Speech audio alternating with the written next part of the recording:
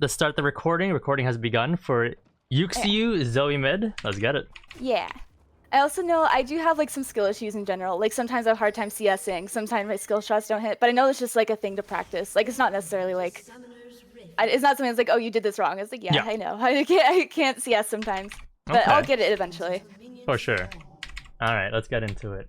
So the way I like to do my coaching, especially for first time coaching, is I like to give you the entire framework. And some of these concepts you may already subconsciously know, but you might not have consciously put it like on a piece of paper and been like, okay, this is what it is, this is the science behind it, and then you actually write it out, right? So that's what we're trying to do here, so that you can see the foundation built in front of you, so that you can build your gameplay on top of that. So that's my objective with my coaching. So let's go move forward with it and go from there. So yeah, I think also in my gameplay recently, I've been trying to play more aggressively mid lane, because I used to play really scared and really safe, which like it worked. I didn't die as much, but it felt like I really wasn't doing much. I felt a little useless. So I think what I've been trying to do more is like be more aggressive, like try to push them off their minions, make them more scared, which I think was one of the reasons why this game goes so badly, is because I think this Echo is very confident, and I think he gets his first kill at like 4 minutes or 3 minutes or something. But yeah, I think that's one of the reasons why this game goes downhill. Okay. So yeah, the biggest thing here, Zoe actually surprisingly has quite a strong early game with her Q poke. And your objective here is whenever Echo walks up for a CS, I hope that you poke him with autos or Q, because his ability, level 1, is very predictable. He throws out a Q and it moves in a straight line like this and it slows down. So especially whenever he moves up and he starts doing anything to the minions, you should be popping Q out, boom, boom, and in, and then auto onto the Echo, and then back off to dodge his Q in some way, shape, or form, which goes to the concept that I always LARP on everyone, is zone of influence. It's understanding the range somebody can influence. And later on the game, we'll start to draw this zone for Echo's body, because his entire body is now the zone of influence, because he E's a slight distance forward, and then now he has a range once he goes to that distance, and then he can fly there. Boom, Echo E. That's how it works. And then you'll have to calculate his Q when he comes out, when he gets on top of you, and you can go from there. And of course, you'll counter with Zoe Bubble, yada yada yada. But to start off, zone of influence is the range somebody can influence. That's the base concept that you want to understand. Now there's millions of ways you can abuse this. So let's get into this game and see how you utilize it. And I'm sorry for any of the CS I missed. Oh god. The first one. I'm sorry. Okay. I'm sorry. Yeah, I don't have like a solution for last hitting better. You just have to do it better. Yes. Yeah, I just have to do it better. But you also have to do it better in a way where you're not tanking pokes. So luckily you're against the melee champion, so you don't really get punished too hard when you walk up early on. But against like a Syndra or something, you do have to be careful because she's also walking up at the same time, and her range is relatively long with Syndra Q. So yeah, but this game you're good. You can kind of just walk up and do whatever you want. Yeah, there's some stuff I just need to work on, just in skills in general, but that's more just like a practice thing. Yep. So right here is the first situation. Okay, so right here is the first situation. You should have done something. So right here, right now. So right now, we both agree that Echo probably wants to auto and shoot a Q. Something that you should be doing right now in this exact moment is you should be repositioning yourself over here, because yes, you're technically entering Echo Q range, but the biggest thing is you know that Echo wants 1, 2, 3. These three minions. So you have an opportunity here to position yourself here. So if he does shoot the Q at you, okay, cool. He loses probably 2 minions.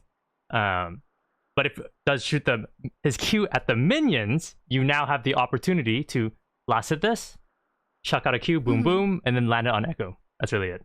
Nothing crazy here. So when you're playing mid lane, there's a lot of times you'll have opportunities to poke someone when they're simply going to stand still and last hit a minion. Of course, sometimes against other mages, they will sacrifice a minion and they'll shoot their abilities at the same time while backing off. So you have to be careful about that. But specifically for Echo, you can take advantage of this because everything is so telegraphed and you know exactly what he's going to do. And he's melee. That's like the most important part. Yeah. But right now, because you're playing safe and you're just chilling back here, you don't have the opportunity to poke him. You're only positioned for one thing, essentially, for this last hit on this minion. If you positioned here, you're in position to last hit the minion and poke Echo at the same time. So it's a 2-for-1 special. And of course, I already covered the fact that you are technically inside his Q. I highly doubt he'll shoot it at you, is my point. Where was the Q? Hold up. Okay, so right there was another one. Echo walked up to try to melee the minion. He didn't have to, but right there, that was another opportunity. I think you just chucked the Q straight at him, because you don't have to go for some crazy like range. Just boom, boom, and the way I like to play League is when my mana goes down, their HP goes down. That's how I approach the game when I'm smurfing. Don't tell Drew Levin. But anyway, anyways, whenever your mana goes down, their HP should go down. That's the general gist of it. And especially in a range to melee matchup, the way I've always viewed it is for you to beat a melee matchup, you need to be at 90% HP, while the melee champion needs to be at 40% HP when a full all-in engage happens, in order for you to barely win. That's to barely win, by the way. So you need to be really taking advantage of this early game where you have a range advantage to get his HP lower, so that when he inevitably all-ins you at level 3, 4, 5, whatever it is, you already chunked his HP or pressured him out of the lane before then. So if you just go even here and just AFK, it's very bad for you, because once he actually jumps on you, you'll be able to trade back, sure, but you won't be able to trade back as much as he can, because a melee champion is just really strong when they get into melee range of you.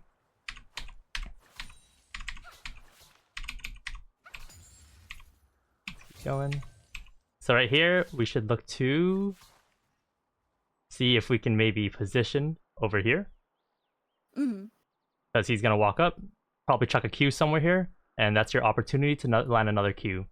Again, positioning for multiple things. You're only positioned right now to last hit minions, but you're not positioned to last hit minions and poke at the Echo at the same time. And of course, as the game progresses, you need to position in a way to avoid ganks, avoid the enemy support, and avoid Echo's zone of influence. But right now, everything is so simplified early on, you should be really taking advantage of all the tiny things you can. Because I highly doubt a volley is going to do blue mid. That'd be crazy. But red mid's possible. I don't think I really get ganked. I think I just get outplayed most of the time. Now the next thing is this is a very classic that I take advantage of too, is the level 2 cheese. I'm pretty sure you're aware that you get level 2 off of 7 minions. So the first 6 minions, and then 1 melee minion on the second wave. Or 5 minions, and then 1 melee minion on the second wave, minus a mage minion from the first wave. I believe that also still gets you level 2. And if you somehow kill a ward level 1, which I don't think you will, you also get level 2 off of just 6 minions. So those are all the variations, but the 7 minion one is the most common one. My point is you should be walking up to see if you can land a crazy bubble. I know there's a lot of minions in front of you, but you can be positioned in a way to, I don't know, try to land a bubble. Because right now, you should be here or here. Auto, and then maybe there might be an E angle right here if he's really bad. And you want to take advantage of if they're bad or not. Because but a high elo Echo would be playing here, shooting his Q here, which so you'll probably won't land it, but you can maybe do some boom boom, something like that for Zoe Q, and then not even shoot your E. But yeah, it's just another lost opportunity to get his HP low. Beautiful. Now, the next thing that I want to talk about is spacing and tethering. And this kind of goes hand in hand with zone of influence, but spacing and tethering is basically, think about it like this. I'm going to explain it in multiple ways. Number one, when you're playing tag with your friend in real life, I'm going to explain in 2 parts. The first part might not make sense. When you're playing tag with your friend in real life, and you guys are both the same speed, okay?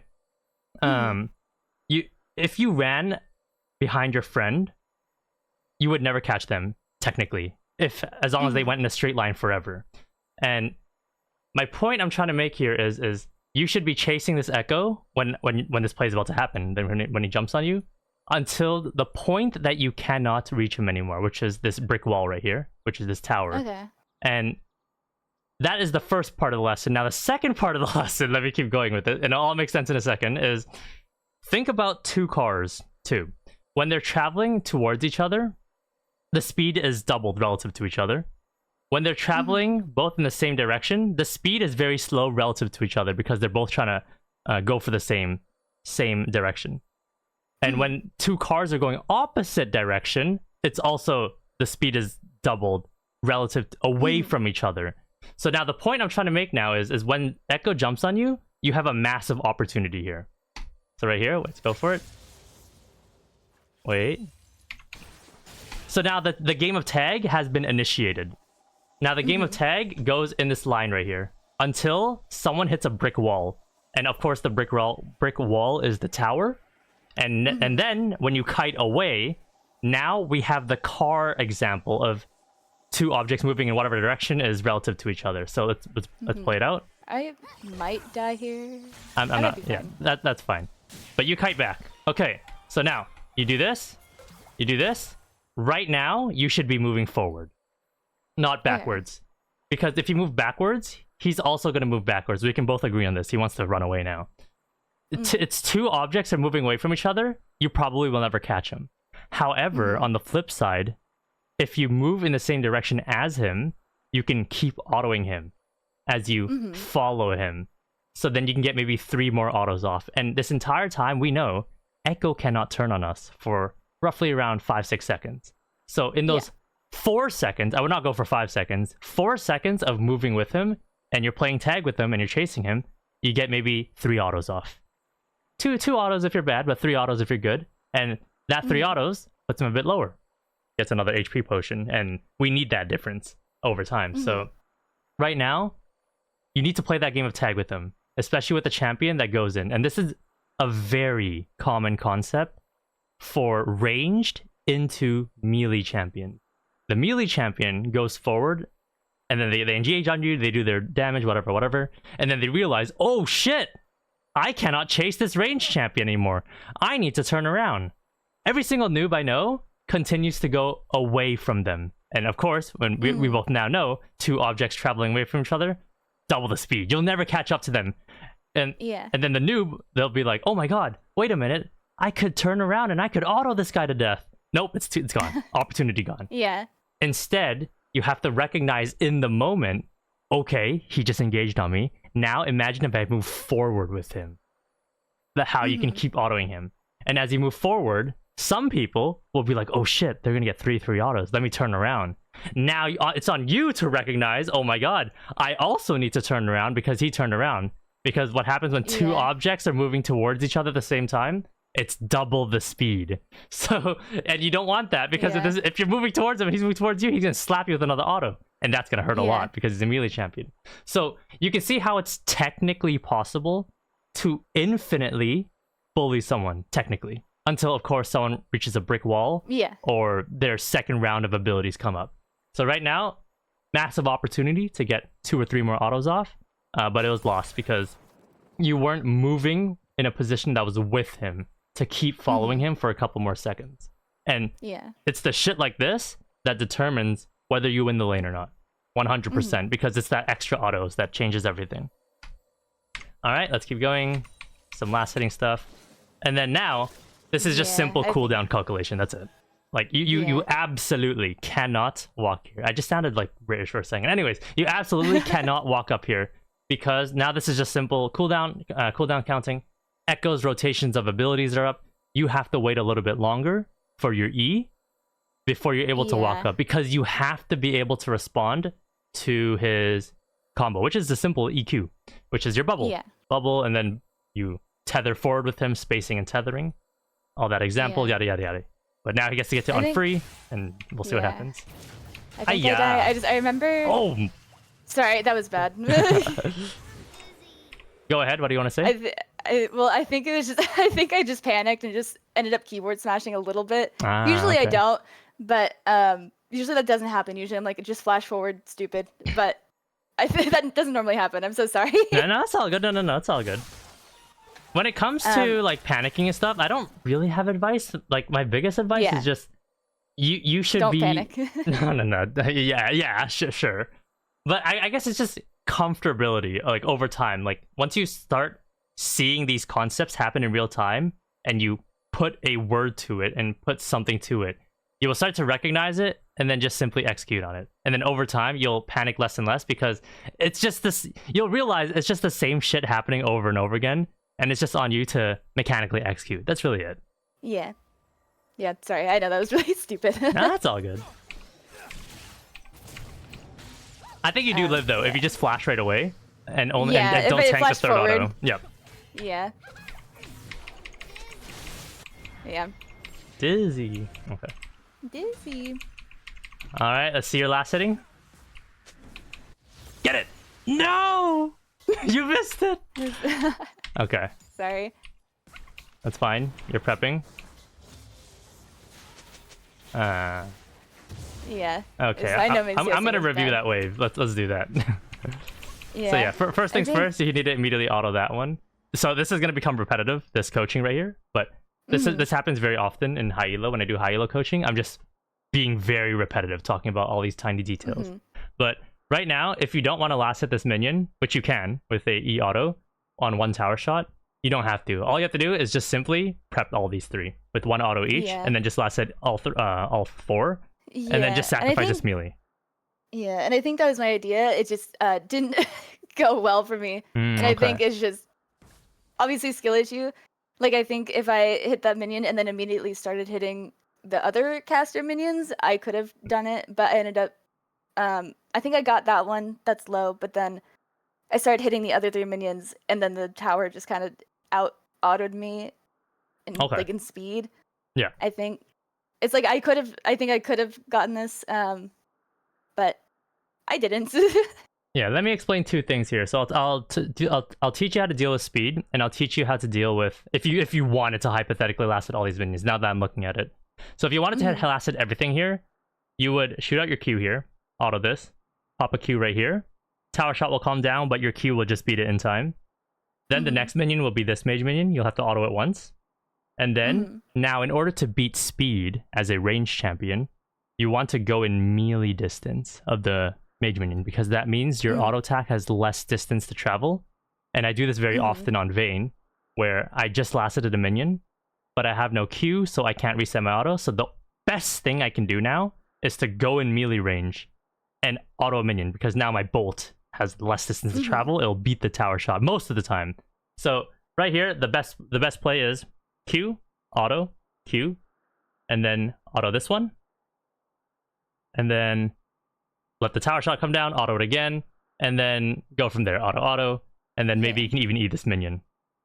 Yeah. And I believe, Zoe, you can get 2 passive procs with 1 Q, right? Yeah. Okay, never mind. When you throw out, Q, auto, Q, and then I would auto this mage minion to kill it right away. Tower shot comes down here, E auto, and then just do 2 simple autos and then finish off these last 2. So that's how you would last it every single one. Alright. And I feel like I had the idea besides the Q. I didn't end up throwing out my Q, which I think is why, like, a big reason I didn't end up getting these minions. And also being in melee range, I think probably would have helped a lot. Yeah. Okay. Oops, I pressed record. We leaked it to everyone, my files! Okay, anyways. That's okay. Boom, simple last hitting. Perfect. Aye! No one saw that. Everyone close their eyes. Okay. Right now is a very good opportunity to ward. You have a timer right now. So right now, you should be warding. Either side works.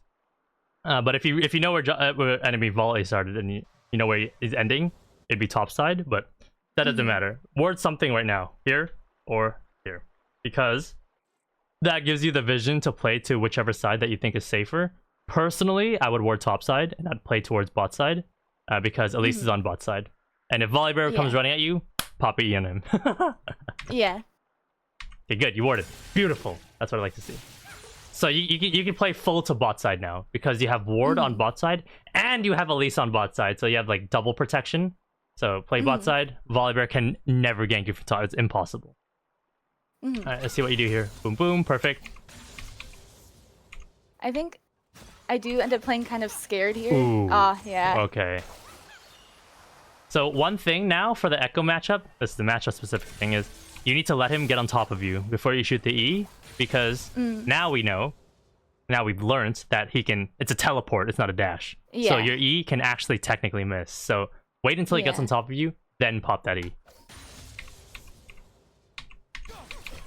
Ooh. Yeah.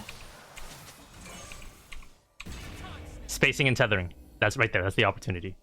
Now, I'm not sure how much you're going to get out of it because he has a shield now, but this is the concept is there for the taking if you want to follow him here. Maybe land an extra auto or two when the shield drops. If you're really good, you time the auto in a way where the auto is flying in midair, and as it hits him, his shield drops from his Echo W, which is like 2.5 seconds, I believe. Well, yeah. No, that's the stun. Yeah, I don't know how long the shield lasts. But we all feel the cooldown. Anyways. Yeah. Perfect. Kite, kite, kite. What happened here? Okay, that was another spacing and tethering opportunity, but we don't know where his Echo W is going. That's the problem. So if he started walking forward, and the Echo W was actually positioned here, you would die. So something you can do here is full rotate down here next time, and then kind of chase him from there. Because no Echo would ever in their right mind shoot their Echo W here. That'd be crazy. So the positioning could be here, and then now you spacing and tethering him as he runs away. Auto, boom, auto. And then run away after the third auto. Yeah. I think I just ended up backing here, because I... Do I? No. Oh no, oh no! Yeah, I think... I think I just die here. Oh my god, he trolled too. That's the funny part. Honestly, we take those. Yeah, it gets worse, but that was one of the better. Don't worry, at some point, mine. we're not reviewing the entire game. At some point, it's just like the game's over. But right now, the game is still perfectly fine. There's still concepts that I can be teaching you, that you can be applying. And so far, the biggest ones is spacing and tethering. That's a big one that you could have got more HP off of. And we talked about last hitting on a turret. There's that. And just the Echo specific matchup for Zoe. That's it. Yeah, I don't think I play against the Echo very often. I think because usually I see him jungle, I feel like. Yeah. All right. Now we're on to... Hey, boom. Perfect. Drop the Q on him. I don't have my Q here. Oh, I do, okay. Perfect. Beautiful. All right. So right now, zone of influence. You need to draw Echo Q range. You already know what it is. We've played against Echo multiple times. If you walk forward ever into someone, into their range, what are they going to do? I want you to answer that question. If I'm against Echo, he's probably just going to Q me, jump on me, and smack the shit out of me. Yes, and probably stun me too if he has it. I didn't ask specifically about Echo, but sure, that's fine. The point is when you walk in someone's range, they will likely use their ability on you. Now, you have to have a response to that. And it's okay to enter someone's range, but what is your response when they do X thing? And why is it that you're walking up? Is it because you want to CS? Is it because you want to poke them? And whatever reason, it doesn't matter. But the point is when you walk up, you want to position to land your abilities and position to dodge their abilities at the same time. So if you're going to enter the range and you can't outspace it anymore, now you have to go sideways. Sideways is the best place, is the best thing to do. So if right there you said, okay, I'm going to enter Echo's range, but you didn't seem like you wanted to do. There was like any conscious decision to do any type of dodging. Is what I'm saying. What I'm saying. Yeah. So right here, there's this, boom, boom, boom. This is all fine. I would start spacing and tethering him right here, like by walking up and autoing his shield, just personally. And then right now, you're inside his range. Like right now, I would flash right here to dodge the Echo W and just get some more damage on him. Because this shield is about to drop. Boom, boom, boom. Maybe another auto, and then you back off. And if you're really confident, flash auto, walk 2 steps, 1 more auto, then back off, and then figure it out from there. Yeah. I think I just get less and less confident. I ended up going 3-8 this game. So this is one of the worst ones, but... That's okay. Alright, what happened to? And then right here, I would 100% flash again. So let him engage, that's fine. Right here. Cool, he engages. Flash. Right there. Of course, if an Echo ever shoots his Q directly at the flash location, you got outplayed. I have nothing to say. But no Echo in their right mind would ever shoot their Q there. That'd be crazy. But right now, you should not be tanking any more abilities. You should be tanking that E-auto, flash, his Q goes by, he's going to realize, oh shit, I need to run away, starts running away, and we already talked about the spacing and tethering game. For you to follow him, auto, and then back off. 2 autos is pretty safe, 3 autos is pushing it. If you're confident, never do 4 autos, it's too much. Yeah. I think I just didn't have my Q in time, but... Oh, he's trolling too. I think over time, like, the other times that you had all those opportunities to space him and tether on him, he would be significantly lower right now. Like, he'd be like down to here and a lot more scared to play the game. And Elise would be like, ooh, free Echo, and maybe roll up to mid lane. Or at least I think ends up doing really well. Oh no. Yeah. What happened here? I think it was just the damage from his ult. I think you saw him Echo W. Because if you're gonna walk up like this, you have to land your E before he even gets on top of you, and that's only to pull his ult back. You won't kill him ever here. It's not possible. Yeah. Oh, right into it. Goodbye. Yeah. All right. We'll watch one more death, but I don't think the rest of this game is worth it because it seems like it's just gonna be you getting jumped on over and over again with no response. That is basically what ends up happening.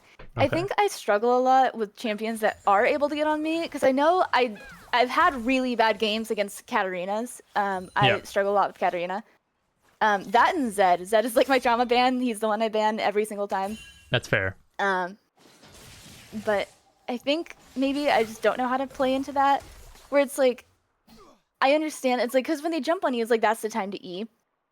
But sometimes either when I'm facing like against a good Katarina, like either she does so much damage that I just die instantly. Or it's like I end up missing my Q or my E because she can dash. That's another big thing. But yeah, I have a hard time with melee champions that can just jump right on top of you, I think. I think it's not so much that the champion can jump on top of you, it's the fact that you're able to trade back and maintain that fight. And already, of course, we talked about the spacing and tethering concept in detail. Obviously, yes, you're supposed to light your bubble when they jump on top of you, 100%. But you have to be able to maximize your damage and take advantage of the fact that they're melee and they jumped on top of you to output more damage than they gave to you. And then back off before their cooldowns are up. So then you can always be ahead of them in HP, so you have more breathing room. The biggest thing in these matchups is breathing room, and aka having more HP than them. Because if you don't have the breathing room, you have to play so perfectly, and you never want to be in that position, that it starts becoming unrealistic. Yes, it's technically possible, but you never want to put yourself in that position, and you put yourself in that position a couple times now, and of course when the time came to actually play perfectly, it didn't happen, so you died.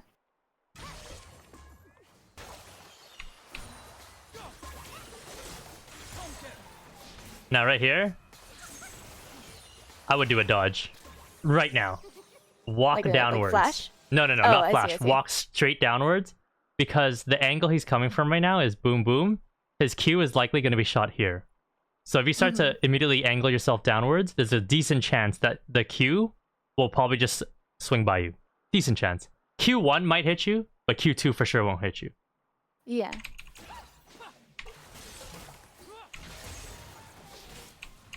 Alright. And another thing that plays into it is making sure he doesn't get 3 procs on you. Because if he gets the movement speed, you won't be able to follow him and get a couple more autos off. Alright. Right here, what happened? You just hard shove and then you base. Okay. Alright. Game is still okay. Like, you can still win this game. It's perfectly fine. Oh, you gotta bubble that minion if you wanted. I think you could have queued for it. Small thing. Yeah, you had Q. Okay. Yeah, I think I've also trying to learn recently, like, when to use abilities from minions, because obviously, like, I don't want to get my mana down too far. You have lost but I've been chapter. trying to. Yeah, I know. I think at this point I should have queued, but that's one thing I've been learning. Because like there was a tip I saw on TikTok that I felt like was really helpful for me. Like it might like be like, I don't know, something I should have known in comparison or like to now. But like a tip that I saw like a few months ago was like, oh, don't use any abilities unless you're going in or you're shoving your wave, which was, I think it helped a bit, but it also felt like I was then just losing lane a lot just because I wasn't getting the wave shoved in at any point when I was just against other people. So I've been trying, I don't know, I feel like I've been trying to feel or like get a good balance of it's okay to use my Qs sometimes. For Zoe in this case, the fact that you built Lost Chapter 2, like it's fine to commit non-big abilities to guarantee that you get last hits. So like Vayne, for example, you can commit Qs for last hitting, that's fine, but you never commit E in your life, ever. For Zoe in this case, as long as you aren't being heavily punished in the time that your abilities are down, I think it's perfectly fine, especially since 100% you have Lost Chapter. That's crazy. So you have 300 mana, and you have extra mana when you level up. So I think it's perfectly fine, as long as you don't walk up and just get immediately traded on while your abilities are down. It's perfectly fine to do that. Yeah, which might happen here. Yeah. So that TikTok isn't necessarily wrong, but it's not right either. You have to be able to adapt, because in League of Legends, this is not a solo queue with human beings in it. Now it makes the game not a black and white game. The game becomes a gray area where you have to be able to be flexible. You have to be willing to bend a knee in certain scenarios to make shit work. Now, I'm talking a lot for other scenarios, but specifically for the CSing thing, you should for sure be using your mana for sure to be last hitting those minions, because you lost out on those minions. Here's the thing: is those minions were 100% resources and money into your pocket. You were not being contested at all. You should be 1000% taking advantage of those 3 mage minions and making sure that you get the gold for it. Whatever you can. That's it.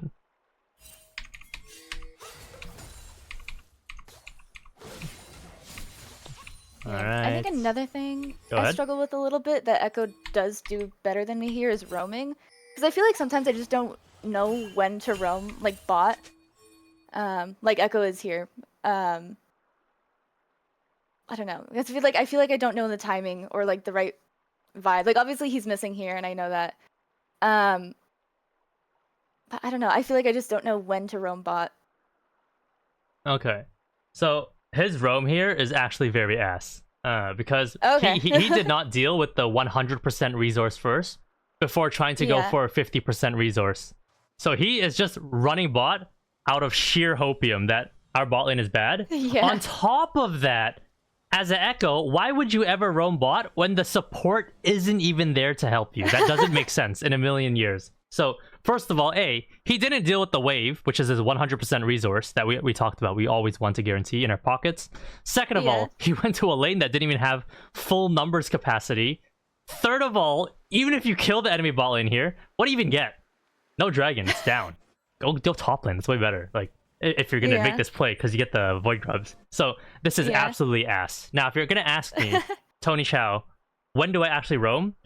When you're able to hard shove the wave with full confidence, the enemy mid laner can't even jump on you because they're so far behind, and you push the wave quite quickly, you can walk bot lane, drop an E, boom. See if it lands. Maybe it lands, maybe it doesn't matter. Could go in, I don't know. You can go from there. But if you want to be able to roam properly, then you need to have full control of the lane. And how do you have full control of the lane? You have to win lane. That's the first part.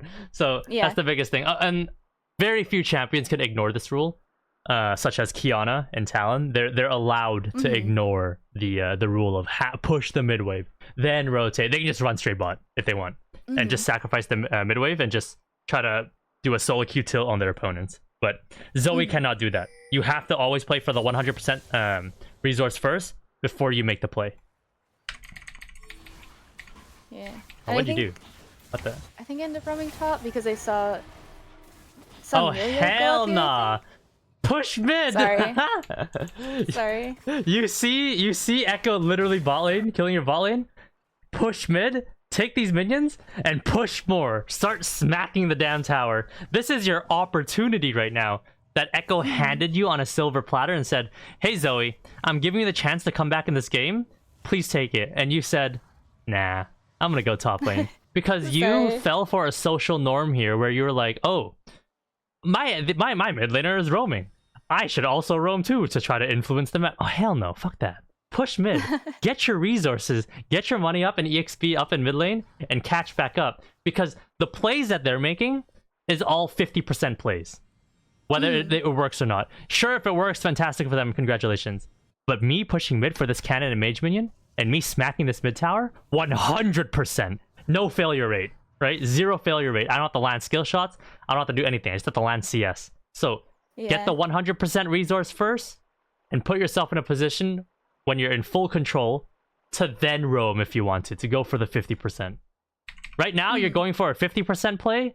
Honestly, this is like a 5% play. I don't even know what you're doing here, to be honest. First of all, I think the Mundo was pinging for help, and that's why I went up. I know I shouldn't have. But I think I was just like, oh, he wants help. There's 2 people there. Let me just go, like, try to help him not get his wave pushed in. Oh, hell no. Yeah, but right here, Mundo isn't actually supposed to call for help because the wave is actually slow pushing towards him. So in theory, if he literally just AFK'd right here, he cannot die. It's not possible. So that's the challenger theory. Of course, it's gold player. He might be thinking like, oh, there's 2 people top. I need help. That's not the case at all. He should be AFK, max range Q farming, and just chilling. Now, that doesn't matter to you, though. What matters to you is you should be pushing mid. Oh, that's free plates. I love how Elise... You did Elise's job, and Elise started doing your job. This is crazy. That is crazy, what I'm witnessing here. Anyways. This should have been you. Yeah. It should have been you. Okay. What the hell? Echo just... What am I watching? Gold 4 lobby. I no longer want to watch this game. Oh my god. Full HP? Flash forward. That is crazy. I want to watch this? Okay. What did he even achieve there? Did he even kill anyone bot too? That's the next question. Oh my god, he did. Hey, yo, use your ult, Rom. He turned around. Oh my god, what am I watching? He has flash. He turned around. 2 objects moving towards each other in the same direction is double the speed, even if it was for a tiny second. Ayah. Okay, I need to click off this game. Anyways, is there anything else you want to cover in this game? Because this game is now looking doomed. Only after this roam. If you only pushed mid, this game was still fine. Yeah. Maybe we can speed through it and see if there's anything crazy. Yeah, I think it just gets worse and worse. I don't think it it gets any better from here. Obviously, like, my CSing is bad. I just get killed by Echo a lot. Oh! If you tethered here towards him, you kill him. Look at your ability cooldown. This is a big thing for mage mid laners. Is they use their abilities and they land it, whatever. The enemy walks up, starts using their abilities, and now the enemy starts running away. But the original mage that shot their abilities first can now walk forward with them, which goes back to the tethering with them, with the tethering concept. Walk forward with them until their cooldowns are back up, and then utilize it. Right now, this is a prime example of walking forward with your opponent to then utilize your abilities when it's up. This guy is dead. You drop a Zoe bubble right here, pop a Q back, pop it forward, he's gone, 100%. Yeah. But right now, what's going through your mind is, I think you're creating a danger in your mind that doesn't exist anymore. It's gone. He's already utilized his entire kit. He has nothing left. If you stood here, what does he do? Walk towards you. If he walks towards you, you walk away. 2 objects moving in the same direction will never catch up with each other. Unless, of course, they have ghosts or more movement speed than you. But he's in a situation right now where there's a tower smacking on him. He's going to be forced to walk here. You go here, boom, E, he's gone, he's dead. Now this is another opportunity to come back in the game. And these come up constantly. Can I ask what's going through your mind right here? Like why you didn't like go forward, or I don't know. I think I am just scared. Like I agree. I think there is a danger in my mind that isn't real. I see. I think Okay. Like my idea is that like I need to get away from Echo as fast as possible, or else he's going to jump on me. And obviously, like he didn't have his abilities there; he was on cooldown. But yeah, I think I don't know, because I don't feel like I'm panicking, but I think I am. I think I'm just panicking. Where it's like if he gets close to me, in my head, I'm like, I'm dead. I'm dead if he is anywhere near me. Yeah. So one of the things that I always teach my students is, of course, zone of influence, but I teach them in a way where I tell them to watch scripters. And of course, I'm pretty sure you're aware of what scripting is. It's cheating in League of Legends, and no one should do it. Yeah. But a script calculates objectively what is public knowledge, like what is public available information. And right there, I'm basically what the point I'm trying to put you, the direction I'm trying to put you in is you want to try to remove human emotion as much as possible and start operating and thinking at a level like how an AI would. And of course, you won't be able to reach that point 100%. No human will be able to.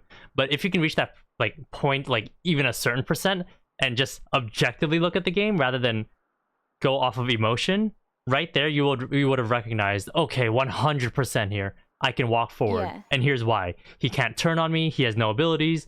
I can space it. I can tether him. How Saskia taught me. My abilities are coming up in a couple seconds. I have everything that I need to win this. Let's go forward. What would a script do here too? The script would start walking forward, right? So, and as you put yourself more and more into those situations, and you run into them more and more over and over again, you feel more comfortable, and you no longer panic, and that's when improvement happens, and you start climbing.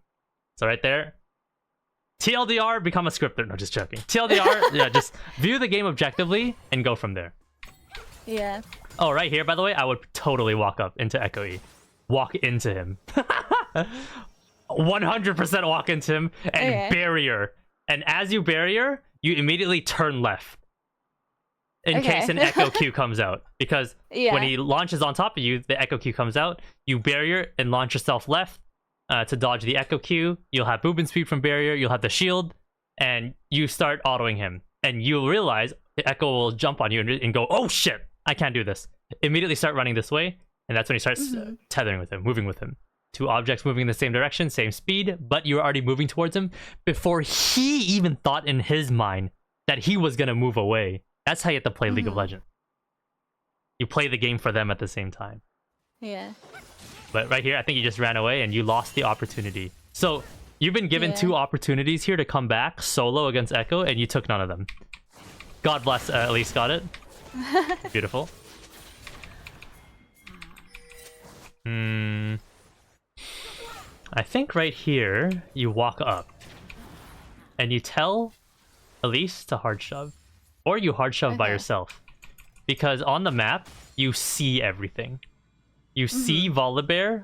You probably might not see it because you're probably panicking against Echo. But public available information in this game was Volibear was bot. I believe you said see him.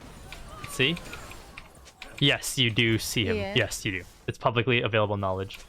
Shen cannot, like, Ezreal L2. Yunara cannot Ezreal L2. Echo's dead for 24 with no TP. You should 100% walk up here and clear this wave. Because no objectives. Oh no, actually Dragon's coming up. Never mind. I take everything back I just said. Base. I didn't look at the objectives. Base. Good base. Alright.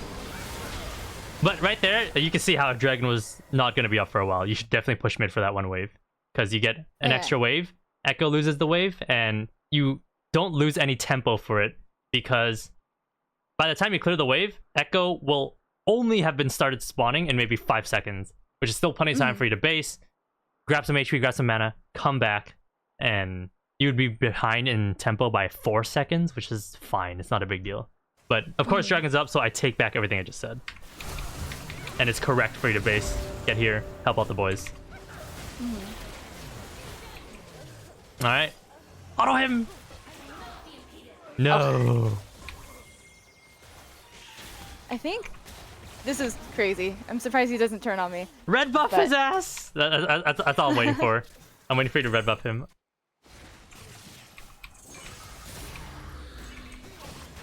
Alright. This game is still fine. Hold up, that's crazy. I thought the game was over. It's actually still fine. Alright, here's another one. Like, you should have more of a reason to be playing that game where you chase him, because you have heal and red buff. So right now, heal, space it, and start following him. Oh, he has red buff too, so you're slow too. But I feel like you just never autoed to put it on him. Okay, let's keep going, because this game is perfectly fine, actually. Okay, push mid. Oh no, fuck the window, push mid. Yeah, profane Hydra. Sorry. Yeah, I think I just see the gank and I'm like, oh, let me try to help. Now, when I play solo queue, good luck, teammates. I am pushing mid. I am getting the 100%. And you'll be surprised, by the way, how often you'll be 2 levels up on your opponent, up 40 CS, and up like 2 plates, just from pushing mid. Whether you do it consciously or unconsciously, you'll notice that you're that much further ahead. Because consciously and unconsciously is still the same thing. Yeah, I do something really stupid here. I go back in and I just fucking die. I shouldn't have. But I think I saw the Shen and I was like, I want to get him so bad. Nice. Okay, let's see how you play this. This is winnable if you space perfectly. I don't think I do. I think it goes. I think I die and it goes really bad. So right now you need to walk up and initiate the game of tag. You never initiated the game of tag yet. So right here. So right. No, never mind. You cannot walk up. You have to wait until E. Once you have E, you're allowed to walk up and then initiate the game of tag of Volibear Q towards you. But until then, you have to hold spacing. But the way I would hold my spacing here is I'd hold it in a way where you're as close as possible, as humanly possible to them. But yet you're in a position where if Volibear starts queuing towards you, you have enough time to keep running away against its fast movement speed. And this game of tag is scary because the person who's trying to tag you runs significantly faster than you. We both know that.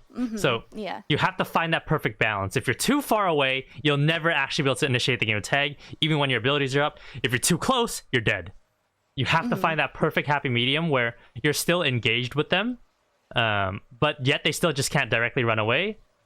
Or they feel like they're close enough to engage to you, but in reality, you were actually pulling the strings the entire time, and you were mind controlling them into engaging you, and you go from there. Yeah, I think I just end up playing badly, but also getting too close is probably what I end up doing. Because right now, all I see is you waiting for their cooldowns. Oh my god, you win this so hard. It's free! I don't, but... Q? Smite! Oh no, never mind, you don't win. I take that back. Yeah. Bye.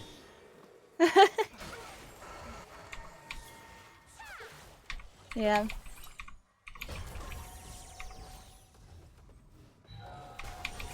I'm also low on mana, which probably didn't help, but I don't think it necessarily mattered. If you walk towards Shen for a second and then walk away, I think he misses the taunt. Because right now, you're entering Shen's zone of influence. We both agree on that, 100%. Yeah. And of course, when he enters his zone of influence, what is he going to do? He is going to taunt you. So you have to be positioned, you have to be already moving in a way to potentially dodge the ability. But you went forward, which is fine. I wouldn't go forward here because the volley E is coming out. Yeah. I would go forward a slight amount to make Shen think he can land his E. Immediately kite back. Once the Shen misses his taunt, drop an auto smite on him, and then land the Q on him as he's taunting in. And then play the tethering game from there. So this game is perfectly fine. This fight 1v2 is perfectly fine. You just need to execute it perfectly. Like, that is the reality. Like, of course, I'm just like, yes, ask you, just tell everyone to execute everything perfectly, right? But you're in a position where you have to. I didn't. Yeah. Goodbye. Okay. Yeah. All right. I think this game should be good. I guess we'll speed through. This game is pretty good for you because you don't get contested in mid game. Oh god, that's beautiful. What did you just do? I got him super low and couldn't kill him, but... You did another risky bubble, which is fine. Boom. Nice. Oh no. Yeah, I Nice. think I'd probably die here. Do I? I always want to click off this okay. game, and then I immediately see something that pulls me back into the game, where I'm like, oh, it's winnable. But this game is genuinely still winnable. Oh god. Oh no. Okay. Yeah, this Echo gets fed. Partly because of me, partly because he gets fed in lane and then roams and kills everyone else. Mm-hmm. Oh no. Oh. Damn. Alright, let's go to the next game. This one, Yeah. you go next. Man. The other game I played yesterday, like, I think I won? I might have not. It was one where I went like 3-3 or something like that. I just, sometimes I feel like, even if a game is going well, sorry, I'm trying to look for it as well. It was like, Got some ARAM mayhem. Yeah, I tried ARAM mayhem. Yeah, that one. Like, even, like, I went 1-3, which isn't great, but it's better than going, like, 2-8, which I did in the other game. But sometimes, like, even when the game is going okay for me, I still feel like I'm kind of useless. Like, even, like, I don't know.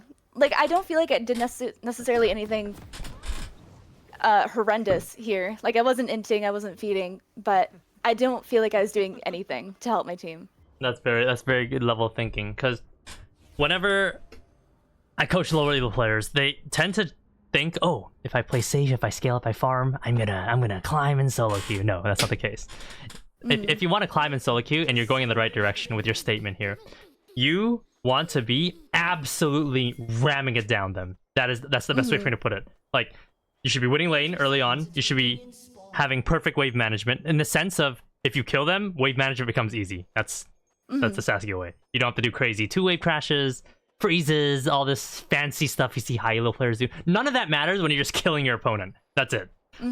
So you have to be able to start thinking and finding ways to win lane, and I've been so far trying to teach you that through this concept right here, and then obviously through specific interactions. And the next thing I would start to do is start running Ignite on Zoe and just going balls to the walls, because when you run Ignite, you have more opportunities like that. Because TP is just so like cool. It's high elo challenger players farming for 25 minutes, TPing in to make up for their poor wave management, getting back to lane, whatever. Like, it's just, it's so vanilla. Like, what happened to the run Ignite flash forward level 2 and just like absolutely demolish them, push the wave in base? Like, I think that's why I take TP too. Yeah. Is because my CS, I know my CSing is really bad. And then also, like, it feels good when a enemy bases and then they're not there and they have to walk all the way back, and I just TP and I'm already there. But even when I'm like doing that, like now, like obviously I'm not being useful to my team in any sort of way or getting ahead. You'll be useful to your team, and better yet to yourself, when you're just killing your opponent. That's my biggest piece of advice. And Zoe has kill pressure, trust me. Even in early stages, in mid game, and not mid game, in early stages, and mid game too. Sure. Like when I like when I was like in low silver, it placed me Iron 4. I am not Iron 4. I'm bad. I'm not that bad. But so like I climbed to gold 4, which like wasn't too hard, but I know like when I was in easier games like silver and bronze and iron, like I was able to do that, but I don't know, maybe it's just a skill issue. Now that I'm in gold, it's like I'm playing against people who are the same level and or better than me, and that's why it's not going as well.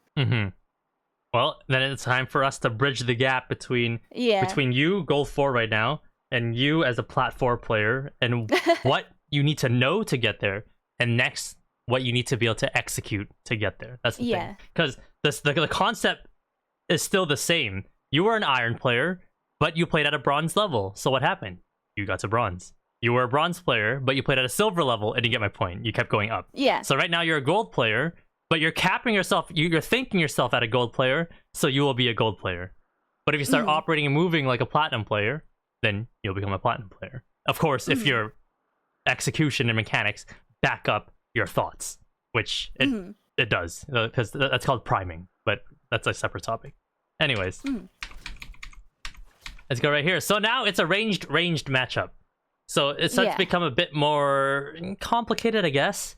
But the biggest thing here is for Zoe matchup into Corki, there is a way where you can trade where you're moving backwards is the best way for me to put it. Is you're probably not going to be autoing him. You'll probably walk forward, see if you can bait out a Corki Q on the ground, back up, and then walk forward into his auto range to do a QQ, and maybe an auto from there. But I don't think you'll ever walk up to him, purposely tank his Q and auto, and try to land your Q plus auto, because you have a decent chance of missing. But if you're the one walking up into his Corki Q, you have a very good chance of getting hit by the Q. Getting hit by the autos is no problem, that's fine. But the Q is a big problem. So in this game, you will be utilizing the zone of influence concept. And one of the ways to utilize it is by baiting abilities. And that was like the Echo thing that we talked about too, when you walked up and tried to bait his Q.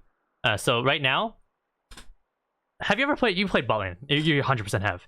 Have you ever played against a Brand or Vel'Koz where they see you and they just fire like immediately? Like you might not even be inside the range. That's how bad it is. In this case, you have to apply that same level of concept to a more conscious degree, where you have to walk up in a way where, of course, you're still last hitting whatever, but you're walking up in a way where you're making the Corki think, oh my god, Zoe's inside my range. I'm gonna shoot my Q now. The thing flies up in the air, takes 10 hours to drop on the ground. Yeah. You're already long gone. You're long gone by then. Yeah. So right now, what you should be looking to do here is you should be looking to position to, of course, last hit the minions, but position just at his maximum Q range. So then you can see if you can bait it. Oh, we got him. Okay, now let's walk up. QQ. And then you back off. You might not even shoot your auto. You might just QQ and back off. That's it. And then go from there. I think, though, if he autos you, you should QQ plus auto. So that you one-up him. You landed the Q plus auto. He only landed one auto. And you go from there. Now what happened to you? You auto... Oh, he went E. Okay, so he's going the... It's impossible to miss challenge. He can't miss his E. Yeah. Just fine. Keep autoing him, keep autoing him, keep autoing him! Now. So right there, that was a... So spacing and tethering still exist in range matchups, but to a very, very strict like degree. Where it's like so like tiny, like a space of tethering, because the auto attacks are similar distance, whereas ranged into melee, there's a wide range that you can space on someone. But right now, the biggest thing here is entering his range again, but staying out of it until his E's down. So right now, forward. 100% full forward, no questions asked. His E is about to drop in a slight second. Probably one more second of you getting hit by it. But the reason why we're going forward here is because of these 3 mage minions. That's the only reason why you're going forward here. Boom, boom, boom. Start going. And just start autoing him. There's nothing special here. That's it. Just start autoing him. Because you have 3 mage minions smacking him, plus you smacking him. And his E's about to drop. He's got no juice left.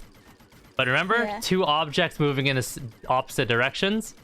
It's double the speed. You'll never catch up to him. So you have to be able to identify to go forward here. Oh god, that sounds annoying. What is that skin? Jeez. Okay. No one saw. No one saw the minions. Yeah. No one saw. I'm working on it. It's okay. Alright, some vanilla stuff here. And to be fair, I do think I'm autoing or I'm CSing better than I have in the past. I feel like I do see myself just actively improving, even though it's bad here. I know it's bad. But I do feel like I am better than I have been previously. Yeah. So right here, this is troll. The fact that you were even here, your position right now to last hit this melee, but positioning here is the exact same thing to hit this melee. But if anything, you're also completely out of range for Corki to do anything to you. Right now, by positioning here, you put yourself in a position where he can now do something to you, which he did. Auto plus E. Ouch. For no reason. Oh yeah, move away. Sound. The zone... You basically ignored the concept where zone of influence. You entered Corki's auto range. What is he gonna do? He's gonna auto you. So right there, you entered his range. He's obviously gonna auto you, and you lost the trade because you have nothing to trade back. So there was not a lot of value from you entering that position.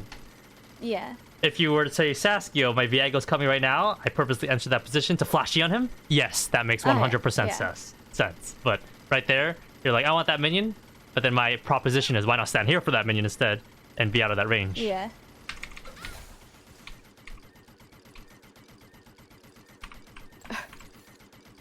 It's okay. All right, problem solved. Okay. It's funny too because it's been a bug for so long, and it's when I'm watching like pro play and like esports and stuff, it's still a bug. It still happens. Yeah. In pro games, I'm watching it. It sucks so hard. Mm-hmm. Okay, Yeah, right I now. feel like. Go ahead.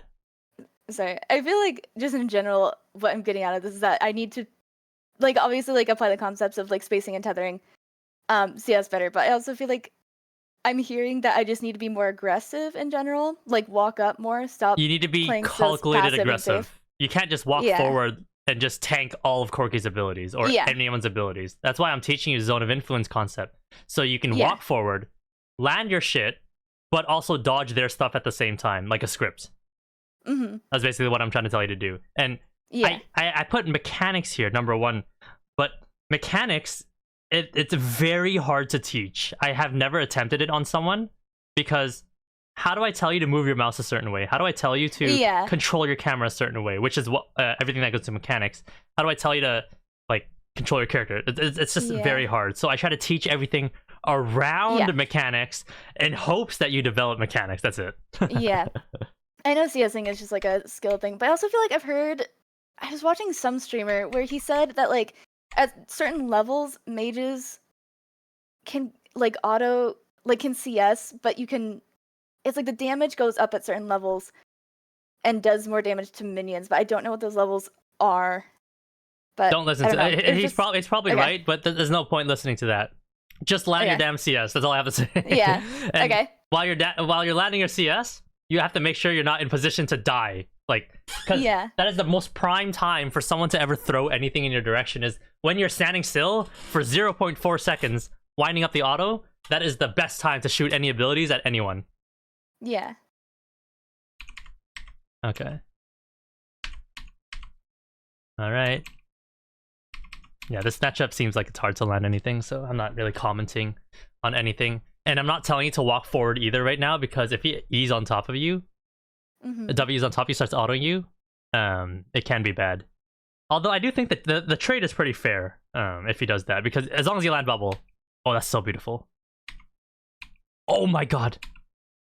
I think I don't have my key here, though, because I just used it on the cannon. Run! Perfect. Nice. Beautiful. That was... See? Look at that. My coaching's already working. See? you applied the zone of influence concept right here, and then you mechanically executed. Look, right here. Boom, boom. You hit the cannon, and you got the core key at the same time, because he walked inside the splash range.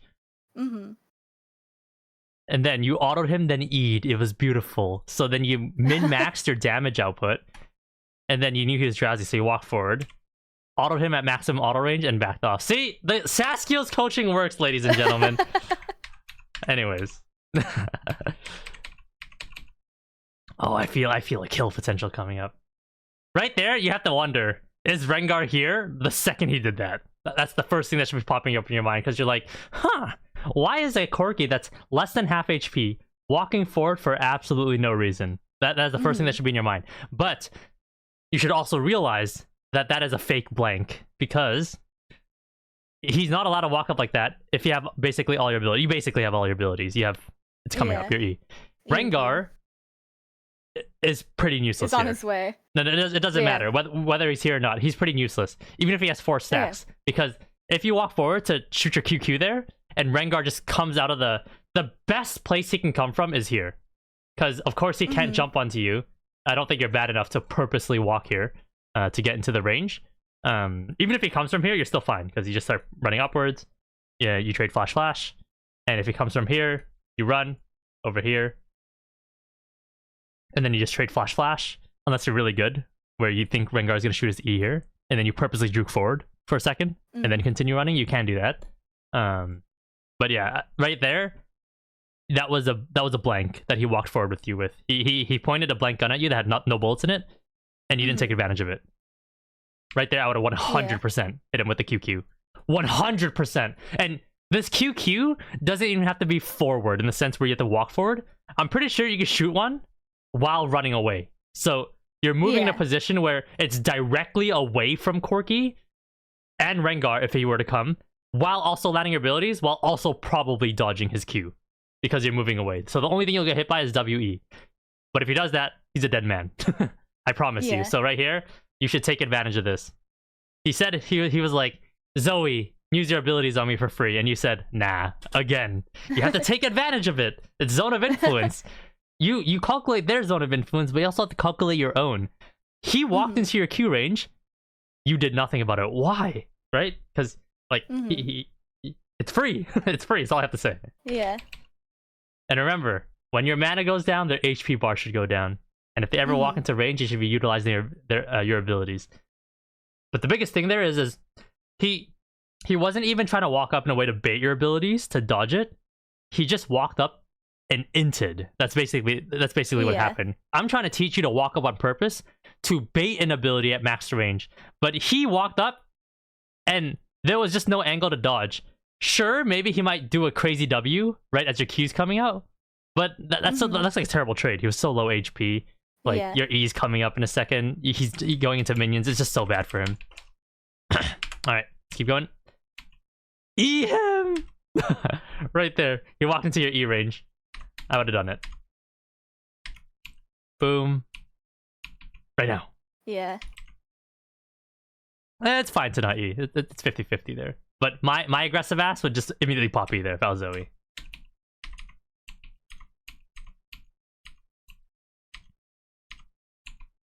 Alright, let's see it. Let's see it. Oh, nice try. Auto him. Oh, that's so free. You win. Predict his flash and you Diego win. Gets the kill. It's so free. Okay. And I'm pretty sure you're aware, whenever you're about to land an ability and they're 1 HP left, they're 100% flashing. You know that, right? So then you have to shoot where they're going to flash if it's early game. Unless they know that you're going to predict their flash and they don't flash, which would be crazy. I don't think I'm gold enough for that. But yeah. And that's a literal rule, by the way. It's called the Tarantino rule. League of Legends is played on 3 layers of consciousness. Okay. Layer 0 is no consciousness, where you just walk straight to dodge shit. Layer 2 is where Layer 1 is where everyone plays at, where they do one simple juke. And then Layer 2 is where you look like Layer 0, but it's conscious, if that makes sense. Where you're not juking at all, but on purpose, because you know that they're gonna shoot the ability at a place where you're gonna juke. So it's the Tarantino rule. Anyways. Yeah. That's a whole separate thing that I'll talk about in the future in a YouTube video, not in this coaching session. Yeah. I think you're griefing here. This is fine. As long as you don't die, this is all fine. Yeah. You lose the 3 mage minions for this play, but you get Corki low and then you come back. So yeah, this is fine. Okay, so he should base now. Okay, he bases. I think if you were able to do all that, but keep him in lane, that'd have been worth it. But this is all fine. Okay, boom, boom, boom. You roll up here. Oh. Okay, I'd like to play aggressive here, because you have heal.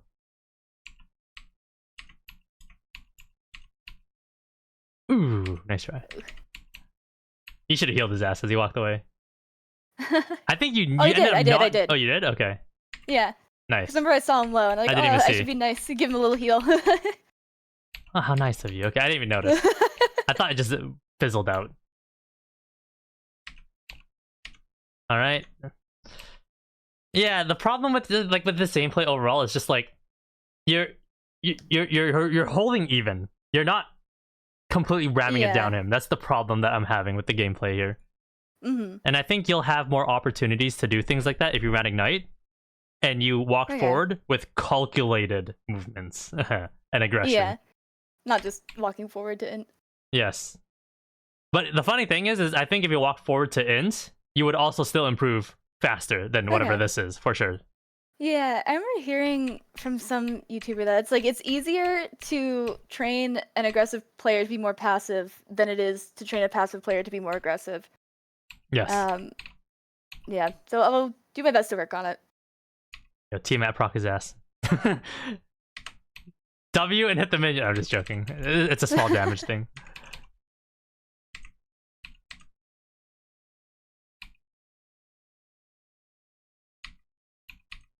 See, right there, you should be on him. 100%. Right when I saw that exhaust, in. So boom, boom, boom. Turn on the Tiamat. Okay, you did. Good job. Walk towards him. Slap him. Right now, even if he lands everything on you, it does not matter. It does not matter as long as you exhaust him. That's it. Yeah. So you should auto him, pop a Q, not that way, this way. My bad. The cannon's in the way. Q, exhaust him when you see the Q come out, or even right now. That's fine too. Because if you exhaust right now, you have the movement speed to dodge his Q, but also exhaust his auto and ease. And also, you're fine because Viego's behind you, literally. Yeah. That's the biggest reason why I'm telling you to end here, is because Viego's behind you. But I would still do this even if my Viego wasn't here. Okay. It's just too passive. Gameplay's too passive. Yeah.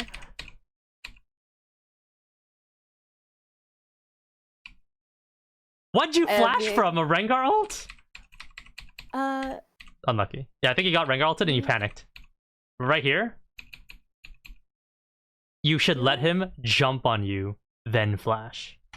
Because as he jumps on you, he's going to E you for the root. And you want to flash right when you see the jump. So right now, I just go here. Honestly, I would just tank the Rengar combo. And then exhaust the Corki. And then flash this way to run away. And then let Viego do the rest. Because by flashing away, now the enemy team is just like, alright, let's leave. Bye. You want to pull them in. You want to reel them in to actually make them commit. So then you can actually re-engage on them and then play the tethering game. Because you're ranged into melee plus ranged. And Viego, I think, is stronger. Because a counter gank is stronger than a gank. And you have exhaust. That's the best part. And you have 3 mage minions smacking them right now. It's all too much. It's all free. Sorry. It's all good. You don't have to say sorry. What am I watching? No, this was crazy. That was crazy. That's crazy! What did I just watch? I don't know. That shit was crazy though.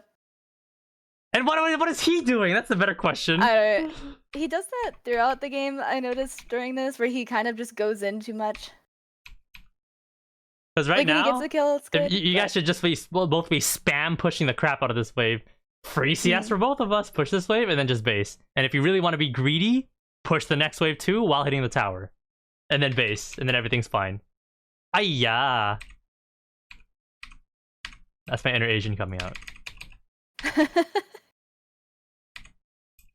Right now, I think... Okay, this is fine. Base. That's fine. You're down 1 wave worth of tempo, which is fine. Because I was going to suggest maybe just basing because the wave was pushing towards you. Don't worry, I was looking away. Okay. Yep. That's good. I'm glad. Alright, let's keep going. And we're going to go through this entire VOD because I want to see your actual mid-game setup and how you're actually using your abilities. Because mid-game and river fights and jungle fights are massive for Zoe. Being able to position for those long-range E's and poke the crap out of people. Yeah, I notice sometimes in team fight, I feel like I'm too far away. Because I think it's just that the whole danger in my mind and I'm playing too passively. And so I think that's a big reason why I don't contribute to team fights a lot, is because I'm just scared and I end up being too far away to help my team. Yeah. Ooh, nice try. See, that's what I like to see. You tried. See? Sure, this roam works. Sure, yeah.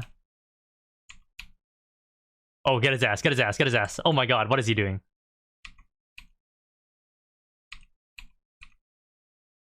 Alright, good roam. Yeah. I remember this one didn't feel too bad. I know Viego dies here, but...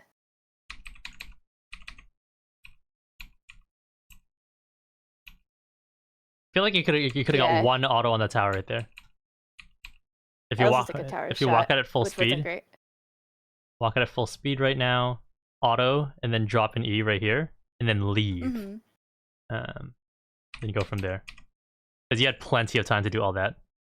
And then if you want to get really fancy, you're just outside of tower range when the E hits the Corki, and then depending on what Corki does, you can shoot a Q, walk forward, and then ult, and then drop that Q. If you just get slept right here, most Corkis will get slept over here.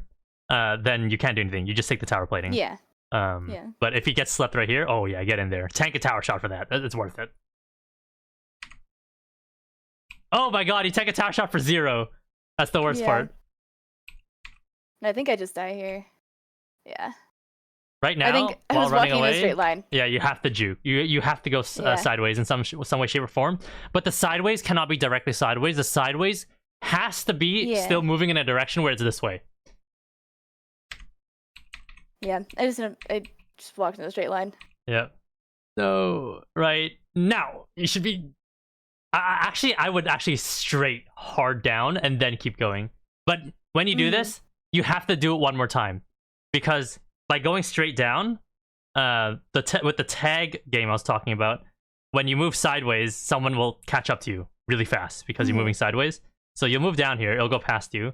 He's gonna keep following you to shoot another max ranger. And it's going to be a big one this time. No, I think it's a little one. I'm not sure. But you'll have to juke hard left. And then you'll live. So, yes, I'm telling you, you just do this, just do that. But you put yourself here.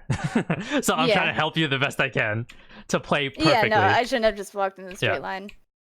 There's that, but you shouldn't have done whatever you did. That's the biggest thing. Yeah. And took the tower shot for nothing. Yep.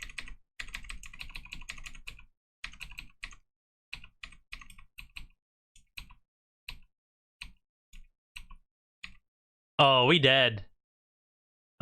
Rengar's bad. Alright, get out of there. Perfect. Spacing and tethering right there. You turned because you knew he had nothing. Coaching's working. I like it. Oh! It's beautiful. Improvement's already happening. Alright. Yeah. Push mid. Like, sometimes I do plays I think, like, oh, that was nice. But then there's other plays I do. It's like, I am playing like I'm Iron 4. Alright, clear. Right now, you have a timer to ward. You should be immediately moving for the ward, not walking around dilly-dallying your thumbs. You should be, alright, clear wave here. Next order of operations, pop a ward right here. Back to mid lane. It shouldn't be, oh, I have a timer now. I can now ward. It should be, as you're clearing the minions, I'm gonna go ward after I clear these minions. Because there's gonna be a small timer of nothing happening, and I want to get the ward on the map as fast as possible before Rengar can get into that bush. Right here, this is incorrect for you to do this. Okay. You should be mid lane. Because you have a ward here, you can position yourself here to clear the wave, and still get to dragon faster. And if Corki rotates, you also rotate and you match it. But by forcing yourself down, you sacrifice mid EXP, and sure, you get full control of dragon, but you already had full control of dragon. Look at bot lane. Yeah. Full control. We lost 1 melee minion. 2 tower HP. 3. It's too much. Yeah.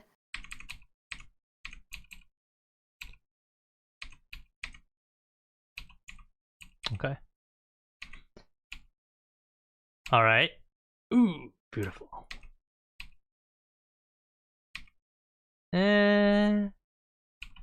Would I have flashed? I probably wouldn't have died, even if I didn't flash. Well, first of all, I wouldn't walk into a Corki queue. That's the first thing. Because you already know Zone of Influence. First of all, he wants to last hit that entire wave. But by walking directly beside the wave, you make it easy for him, because he shoots the Q and he goes, hey, if I miss this Q, I don't care. I got the minions. If I land the Q, I get the minions and hit Zoe at the same time. You're giving him a 2-for-1 special. You don't want to do that. So right here, instead, if you thought in your mind, all right, I'm going to purposely walk here for a second and then back off. And in that moment, he thinks, oh, I can shoot my Q here. Then I like that level of thinking. That's good.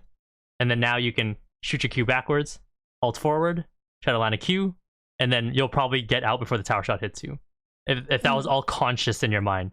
But you walked directly into Corky Q range for no reason. Sure, you hit your abilities, cool. I don't think you should have ulted like this. I think you should have ulted from here to here. I still think it hits. Yeah. Now we're nitpicking tiny units, but you have to play like this if you're gonna be if you're gonna avoid tower shots as much as possible. And yeah, now this hurts. What would I have done here? I don't think I would have flashed. I would have juked downwards to try to dodge an ult. And then wait until my Zoe Q while moving backwards still, and then just keep running. Okay. Yeah. And that's perfect gameplay that you have to do. But you put yourself there. I didn't put you there, right? So that's how you have to execute it. But yeah, burning flash for 0 is not good. Let's keep going.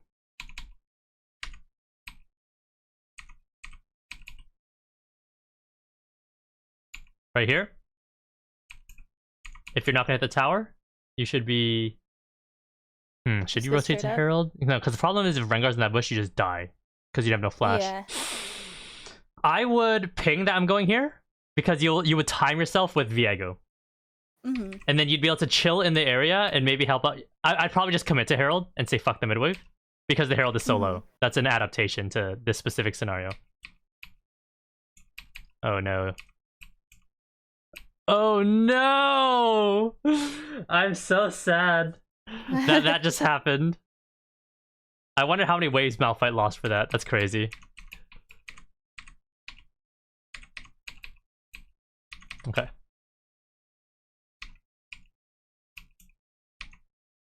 Ignite him! Yes, thank you. I love how you play aggressive when you have no flash. And then when you have flash, you're like, nah.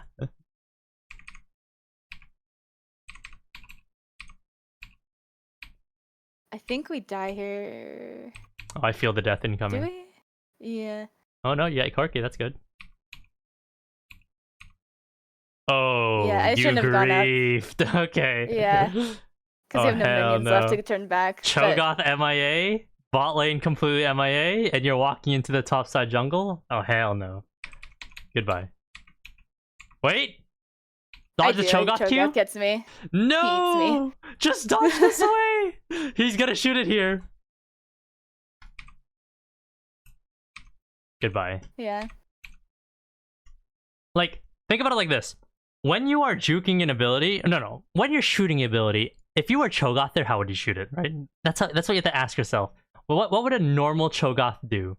Right there, he shot a layer 0 Cho'Gath Q, which is basically you walk in a straight line, he shot it where you were going. That's the most simple way. Like, he's playing at a layer 0. If you played at a layer 1 of dodging, where you consciously said, okay, he's going to shoot a layer 0 Q, I'm going to do a layer 1 dodge, then you would have been good. But you played at a layer 0 of dodging, and he played at a layer 0 of landing his ability. Of course he's going to land his ability, because you weren't conscious about dodging it. So, yeah. Unless you told me, Saskio, I'm thinking that the Cho'Gath's going to play it at layer 1, I played at a layer 2, and I walked straight, consciously. Then sure, I would agree with your opinion. But not at gold 4. All right. Yeah, I think I just shouldn't have walked up with no minions under the tower as well. Yep.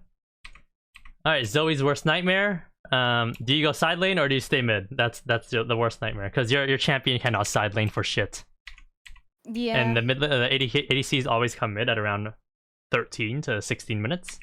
So yeah, I noticed that it's like the bots do roam around like this time, which is fun. Like I'm expecting that, but I also feel like I don't know what to do when that happens. When my support and my bot are in my lane, it's like, do I go push their lane? Do I go help anywhere else? Do I just push with them?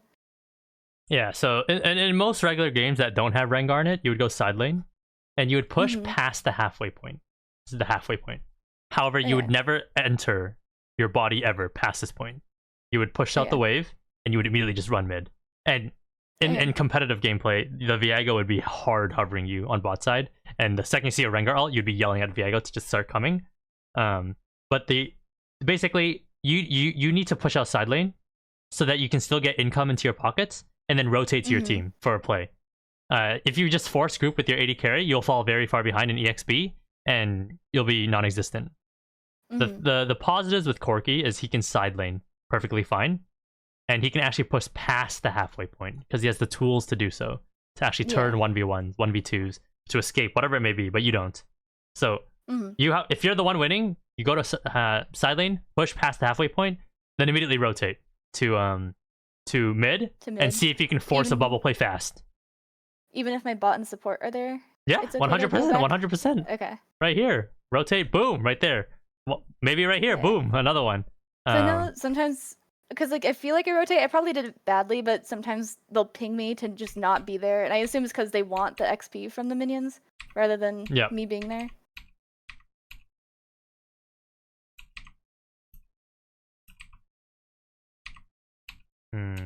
Okay, good. I like it. Alright, Dragon, this is prime time for Zoe to play League of Legends. Right now, your positioning should be roughly around right here. You want to be positioned in a way... I just take the long way. Yeah, you want to be positioned in a way where you have access to minions, and you kind of have access to shoot abilities to put some bubbles somewhere in this area, because you can literally see Teemo with a shroom right here, positioned right here, and a shroom right here. You have wards all over the place. Like, you can see right now where Rengar is and isn't. If you see a Rengar ult on you, and you're standing here, you immediately book it in this direction, and he's going to jump on you. But when you book it in this direction, you know what? Malphite ult, Caitlyn abilities, Viego abilities, Teemo's rolling up on the Rengar, you landing your E on him, and your Q. You might die, but he's dead. But right now, we want to be positioned to shoot abilities in this area. Oh, please, shoot abilities! Where's my Zoe? Right now, imagine you were standing in this area, and then you started walking up, and you saw Seraphine walk through the shroom. Boom, boom, he's just gone. Dead. Yeah. That's beautiful. No! Yeah. I just got there too late, I think. And then now you're not mid, Sag. It's fine. Yeah. What is this positioning? Okay, next up, your positioning should be, you should be moving up to land abilities, like this. Land shit. You're so far back! Yeah, this is what I was talking about too. I think I'm just scared. I don't even blame you, because there's nothing like shielding you here. And that was one of the best Malphite ults I've seen in my life too, on top of that. So yeah. Yeah, you have no positioning. Like sure there's a Malphite here, but it's like you lost your ability to do anything when you lose the walls. Your biggest play was right there. That was literally a pop onto Seraphine. And I think she would have died if you landed everything because of the Teemo shroom. But worst case scenario, you would have got her 1 HP, she's out of the fight. And then now, you guys completely win everything. They can't walk up, and you get Dragon. And all this is just very bad. You lost 6 minions mid, you're losing tower HP, they're not even low. It's just so bad. Viego somehow got zoned, I don't even know how that happened. You have no leverage to walk up anymore, oh god. Malphite popped the best ults in the world, yeah. But I don't care about all that. The only thing I cared about was you being in position to take advantage of them walking in. That is one of the strengths of Zoe, is when anyone tries to walk in, that is free prime time to land even one ability, and they're fucked. They just don't know what to do. They're just low. Now they have to back off.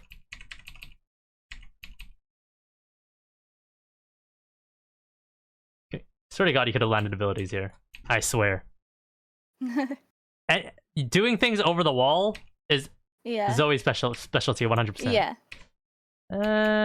Yeah, for sure. For sure, I would have walked up here and shot something blindly.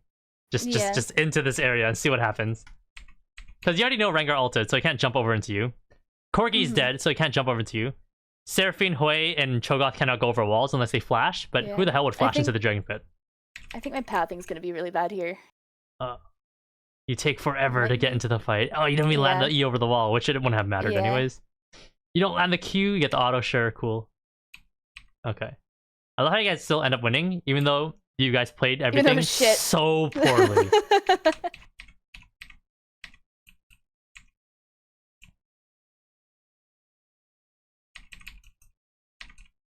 Okay.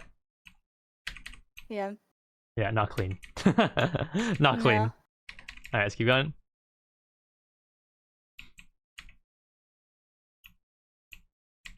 Bubble.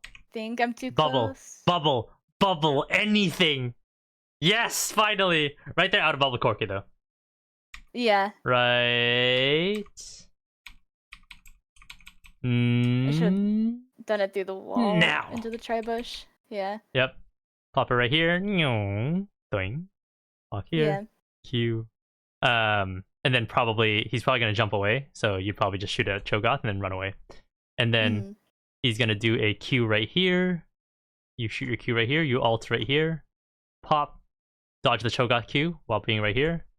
And then run full speed away from Cho'Gath.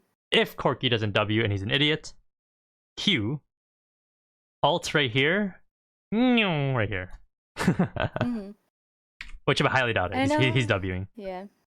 And I know one thing that's holding me back a lot. I've been trying to practice without it, but I started playing on locked cam, and I've kind of just been playing on locked cam since I've been playing League, but more recently I've been trying to play without locked cam because I know it is holding me back so bad. I play locked cam too. I'm a very heavy locked cam player, but I have the mind muscle memory to unlock it in certain scenarios, especially on red side. Red side, you have to play unlocked camera at some points, but blue side, you can get away with playing locked camera the entire time. But yeah, I have nothing to tell you there. You just have to be able to understand when you should be unlocking and relocking. Yeah. And I've been trying to get more into it now, where even it's just like, I have it unlocked and I'm just holding space, just to try to get used to it. But I press Y to lock and unlock, but yeah. Yeah. Alright, next thing. This happens. Why are you standing in fountain is my question here. So you pick this up. You should be moving right here and seeing if there's anything that you can be doing. Because by standing here, I'm not asking you to stand in danger. You're not standing in any danger at all by standing here. This is a relatively safe position still. Your objective here is to stay as close to what's going on as possible without ever putting yourself in danger. And I've found many opportunities to come back in situations when I do that. But when you stand too far away, you have no chance of ever getting anything. Right? So you want to stand as close as possible without being in position to die. Because right now we're just directly underneath turret. Like if you were here, you would be firing an E right here, probably. Because the Corky's gonna W over here. And then boom, that's a kill right there. Yeah. I think I saw the Rengar and Hui, and that just made me scared, I think. So I was playing really far back just because it's fake panic. Blanks. Fake blanks. Yeah. They're holding a gun with no bullets in it. Unless you walk into them, then yes, there's bullets now, but don't walk into them. You want to get as close as possible without getting hit.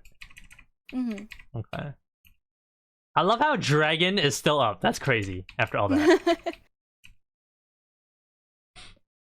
You should be shooting a blind bubble here for no reason, for fun. Just to see. Okay. Yep, for no reason. Because you don't get punished for missing either. Because even if you miss E, like, what are you gonna do? Nothing. The cooldown's down for 10 seconds, no one cares. If you land it, ooh, you know what you're doing. You're walking up, queuing, and if you don't want to walk up, that's fine. Just land the bubble. And you're sending the enemy team a message, is what I'm saying. No, we missed. Well, I think he woke up. Does Rengar have... He has a cleanse, doesn't he? Yeah, he does. Yeah. But he didn't cleanse. You just missed your Q. Did he not? Well, he woke up. I know that. Maybe it was the Teemo? Did he get hit by it? Oh, he did. Yeah, he got the sleep. And then he's sleep blinded. Yeah. Wait. Hold on. Did I do something stupid? No, you didn't do anything. Okay. How did he escape that? Oh, I know why. Okay. I think he got woken up by Teemo poison. Yeah. Not his WW. Not his his upgraded W. Because he gets the 3 stacks here. Oh, it's the Teemo shroom, not the dot. It's the shroom on the ground. Okay, that woke him up. Unlucky. Yeah.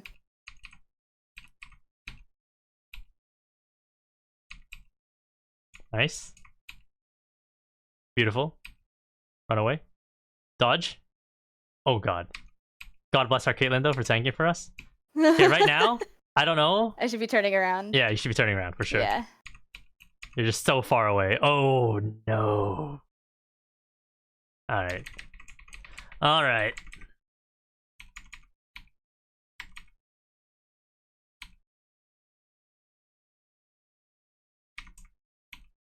And now we're grouped. I mean, it's fine, right? We're grouped the ADC right now.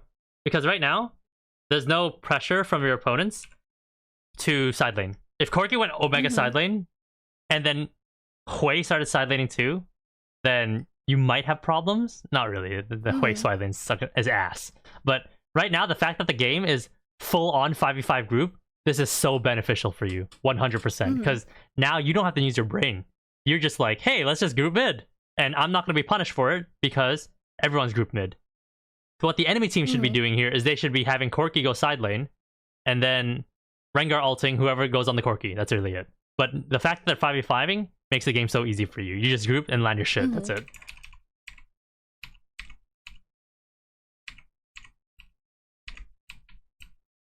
No! Why didn't you go here and pop one over here?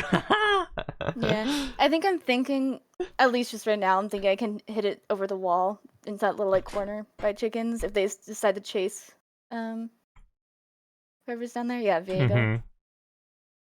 And also, Viego should go here and then ult right here. That's what he should do. Let's see if he does that. No, he doesn't. Oh, his is still okay. Okay, you got the bubble on Cho'Gath, which is fine. But the reason why I wanted you to E right here is because it's almost guaranteed gonna land on something. And if it doesn't, it lands right here, and they can't walk into where the Viego. And the faster you use something, it's a dumb concept, the faster it comes up.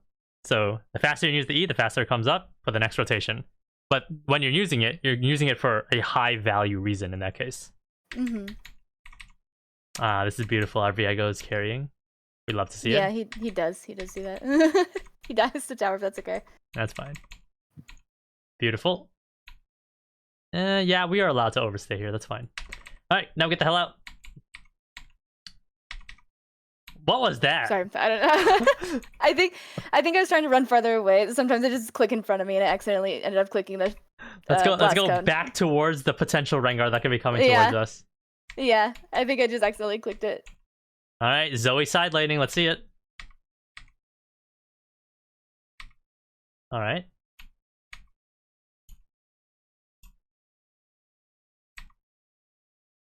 Yeah, I think I just saw the fight that was happening on top river. Yeah, that's fine. See, I told you, the second this Corki starts hard side laning, you start having issues and you start self-doubting yourself because you're like, oh, am I supposed to deal with the Corki? Am I supposed to rotate my team? This guy should be hard Omega split pushing this entire game, 100%, with a Rengar backing him up. Alright, and just do Baron. Beautiful.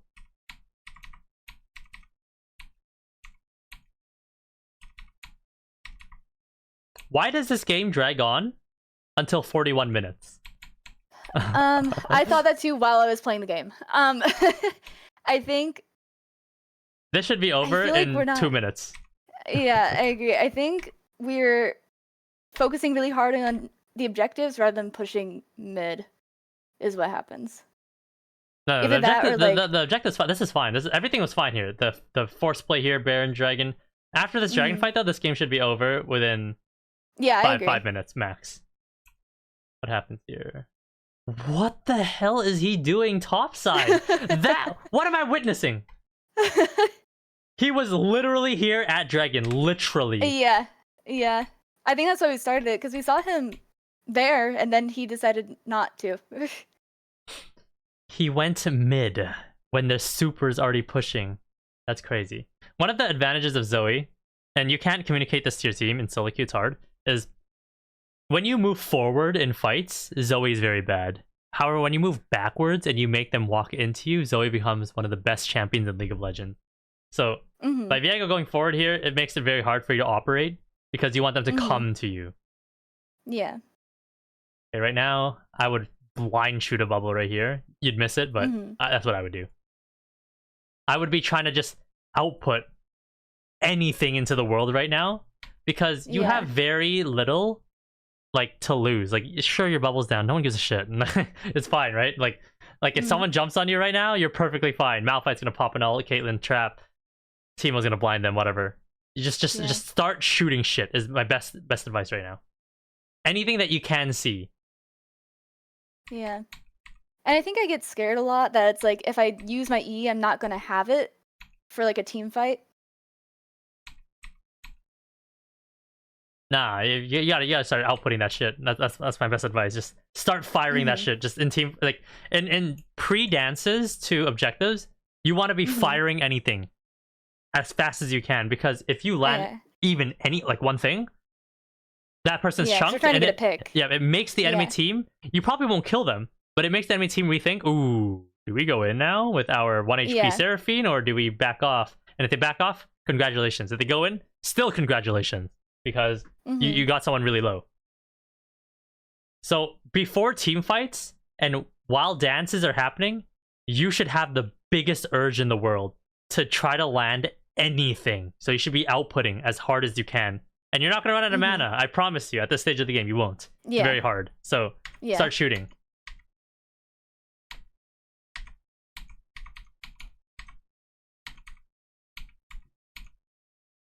I don't think I hit anything here, but... It's okay. Zoe's so OP. It's fine. just as long as you get your passive I don't hit any abilities, but I'm there for moral support. Yeah.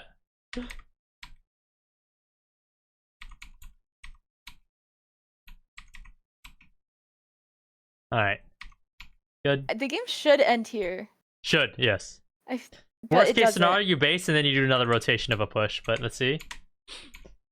Yeah, Zoe gets kind of weak here because there's no terrains and objectives in long range. So you do your best. That's all I have to say.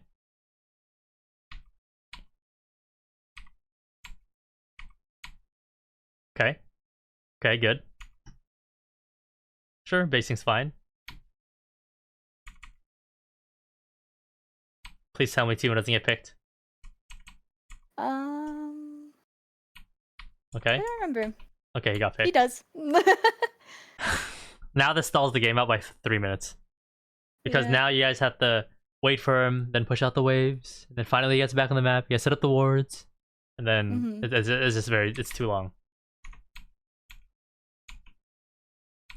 Go right here. Bubble. You're gonna miss it, but at least you were looking.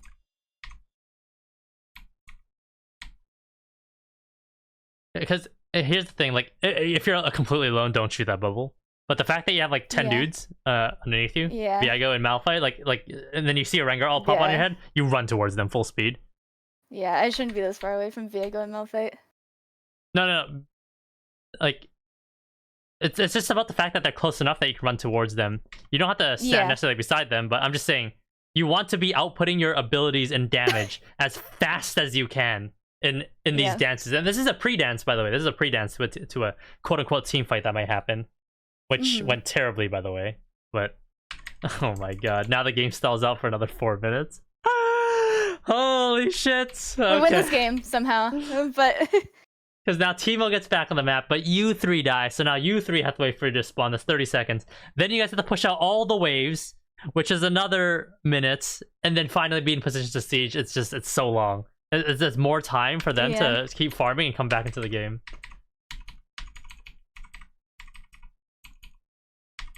Obviously, that wasn't your fault, like everything that happened. I was just trying to critique you on what you can do to try to output more. That was Malphite trolling. Okay, good. We get mid inhib. That's good. Good. Run. Reposition with Malphite. No, where are you going? No. Do I die here? Or am I... You're running for the hills. I'm running for my life. You're running for your life to bot lane. That is crazy. I should have gone top. I would have ran right here. Rengar would have jumped on me. I'd be like, oh shit, flash over the wall. Yeah. And then keep running. If he flashes over the wall, flash over the wall again. Yeah.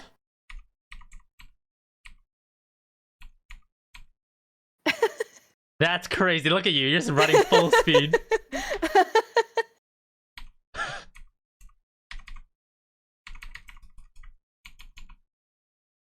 Viego died. I TV'd because I thought, I TV'd because I thought I could help him. But... Now we stall at the game for another 3 minutes. Okay. Good stuff, Viego. Good shit. And now they're getting like $1,000 worth of gold like every like wave that comes in. Every like minute. This is the position that is actually very hard to close out on, especially with the Zoe team comp. You have to be careful with this because Zoe does not do well when you're here. Like you are actually, you're not useless, but you're not as effective. Zoe's effective all up in this area, sure. But when they're down triple inhib and they're farming, you never want to stall out the game as Zoe. You want the game to have been a clean end as fast as possible. So yeah, right now this is very bad. Your best play now is just wait for Viego, get the Baron, go down mid, sidle bot lane a little bit, like kind of weave in some autos here on your teammates, and then just try to siege end the game. Let's see what happens here. The game stalls out for another 7 minutes. Yeah, I think. Did we get Baron here? Yeah. You guys have Infernal Soul, which is so OP on Zoe, and Baron. How does the game stall? Let's see. Malphite TP's bot lane. Caitlyn bases. Viego's entering bot side, while Teemo's getting Rengar ulted top side. That's crazy. Yeah. I think I can just give up on Teemo, which, like, maybe that was wrong. Maybe no, that's correct to give up on Teemo, but that's incorrect for Teemo to walk into top side. Yeah. But what you could have done more was you could have positioned closer to not get yourself in a position to get killed, but to still help as much as you can to maybe deter the Rengar off the Teemo. But let's see. Okay, Malphite dies for fun, sure. Okay. And then now they get 4,000 more gold before you guys can end the game. Ayah. Ayah, because you guys can't do shit here. Ooh. It doesn't matter.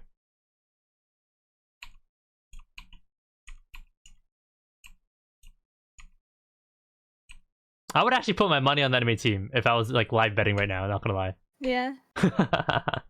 This is such a good position for them to be in right now. They just played like shit from the looks of it. Yeah.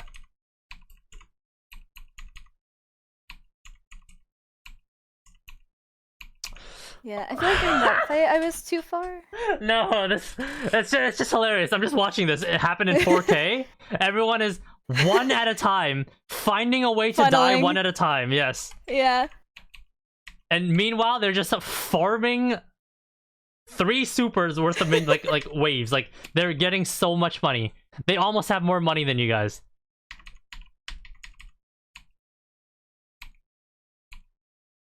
You should not even be here. I don't even know what you're doing. You're trying to funnel in and be that person too, to funnel in more deaths. I think, I don't know. I feel like I do that because I feel safe with Baron buff. Not that I should, and not that I am safe. But... Oh, sorry. I'm not coaching you anymore. I'm just watching your teammates die. That's it. because right now you're not even being put into a position to even operate Zoe, like at all.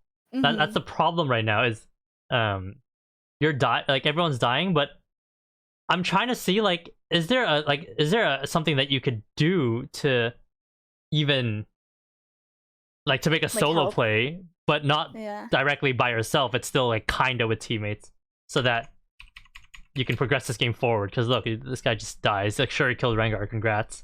But okay, you get inhib, that's good. Bubble here. Oh, you got silence, and he dead. Like you can see the effectiveness of Zoe here, right? It's like so minimal. Yeah. Finally, you guys wait till Elder.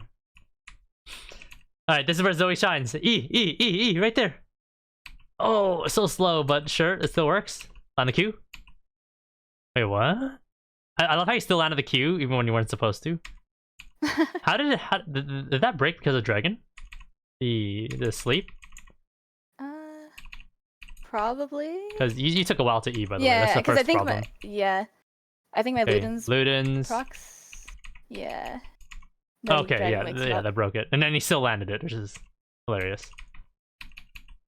See, and now you see the effectiveness of Zoe in the jungle. It's beautiful. You instantly landed something. Sure, he TP'd in, but that's where Zoe shines in the jungle.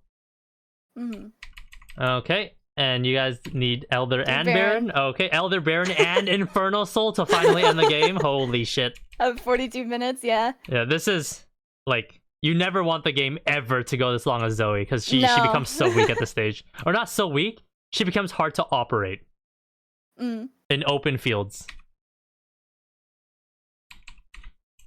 All right, and I'm pretty sure you just went off Elder. Okay. All right. Yeah. So the biggest things that you will need to fix is during laning phase, you will need to clean it up and find more ways to actually pressure your opponent. And my advice moving forward is run Ignite on Zoe. And Ignite and then run it down. Sure, but you need to distinguish between calculated aggression and inting. But honestly, I'd rather have you inting than playing passive and just chilling like how you did in these games. Because now you can fix it. Because you'll notice even when you're inting, you'll still win a lot of games. Like, no, easily. Because your opponent will not expect it. And they're not they don't expect that type of gameplay from you. Distinguish between calculated inting, running down on Zoe, have the urge to fire straight at them in pre-dances of objectives and team fights. Yeah, and I think, like, up until now, it feels like, to me, it felt like missing an ability is worse than, like, I don't know, like, missing an ability felt like instant death almost in my head to me, which I think is a big reason why I'm not just firing into walls blindly.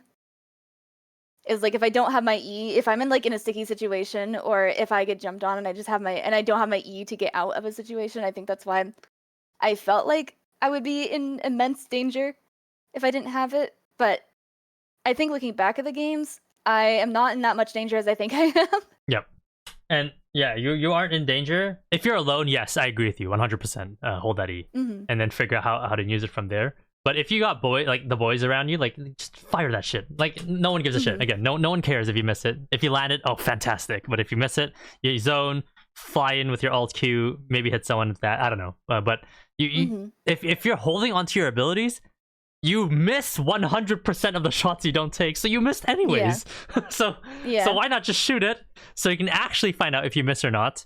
Especially when you have low pressure in the sense of if you actually do really miss it, it's no one cares. Like, the league didn't care, they didn't care, your team didn't care. The next rotation's coming up, right? So in the pre-dances, you should be firing like you're a Brand in bot lane or a Karma in bot lane that just got to lane level 1. Like, you should just be firing everything. And you will notice that you'll be outputting significantly more damage, and every decision you make after that will be a lot more clear because they're low and you're not. When you operate at a position of power, everything becomes much more clear because there's no uncertainty, and that applies to laning phase, that applies to overall concept of gameplay, and that applies to pre-dragon team fights. So we go from there. Let's see, your builds are fine, you're not trolling there, that's good. What else? I guess you have to start learning the bubble positionings. No. Wave management comes when you start winning lane. You can't wave manage when you're 0-3. You can for one wave, but it's not worth teaching. What I'd rather teach you is to run it down as hard as you can, calculated, and then figure out from there. The wave management is winning lane, by the way, because when you win lane, you push the wave and you base. Congratulations, you learned wave management for like 90% of low elo. That's it. Only until you reach like Master Tier GM, then sure, we have to be like, all right, we need to freeze the wave, 2-wave crash here, because everyone starts playing safe for some reason, which is fine, because it's high elo gameplay. But right now, you need to kill. Okay, running down to Zoe, distinguish between calculated and inting. I talked about a lot of specific champion interactions, I guess. But yeah, I think once you just start winning lane, everything else just becomes much more clear.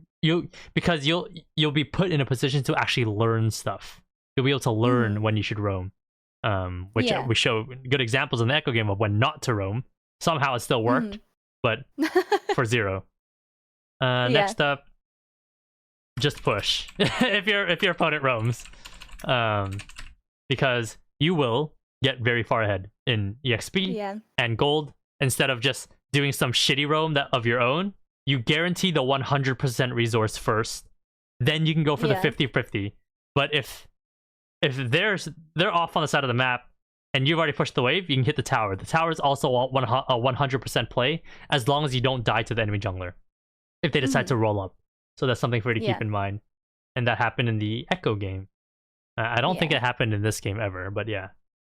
What else?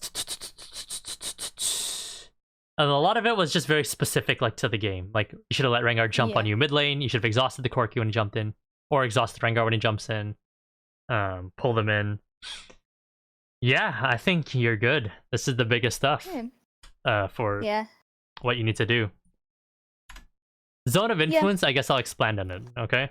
I'm not going to end the session yet because I started at 120. It's 319. We have time. I'm giving you the value. So Zone of Influence is the range somebody can influence. You need to calculate these things. How big is the ability? How big? How wide?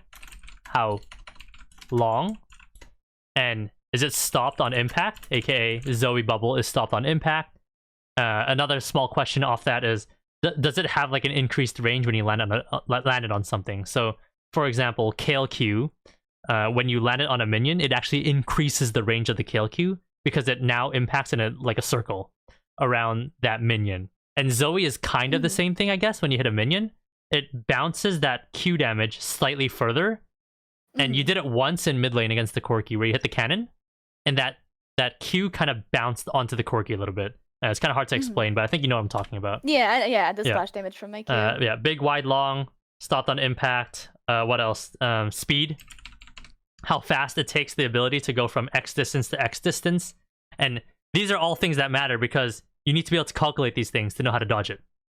So when you enter someone's range, like let's say you enter Malphite range, you know how fast his ult is. Yeah. You see the ult, okay, it's time to flash. Like it's you have to prime your brain to see these things before they even happen, so that when it does happen, you're already moving to dodge the ability, or better yet, just not better yet, or reacting to it, one or the other. Yeah. So yeah, that's further building out Zone of Influence, and then I gave you a couple ways to use it. Purposely walking up to bait abilities level 1, that's easy. But the rest is mainly just drawing it out so that you can focus on the big abilities in team fights to worry about and to dodge it. All right, this is your opportunity to ask me any questions you may have before we call the session. I don't think I necessarily have any questions. It's just like, it feels so frustrating when I'm in game and like I feel what I'm doing is wrong and bad, but I don't know what I'm doing. But I feel like this helps a lot because I can now understand what I'm doing exactly is wrong and bad. You want to systemize your gameplay with these two things? I can't help you with mechanics, but you have to develop on your own. Camera control. Yeah, sorry. Sorry, I'm bad. I hope one day I'm not. No, you're good. You don't have to say sorry. What? You just get better. Yeah. Character control, ability usage, all that stuff. Okay. We'll end the session. I'll end the recording then.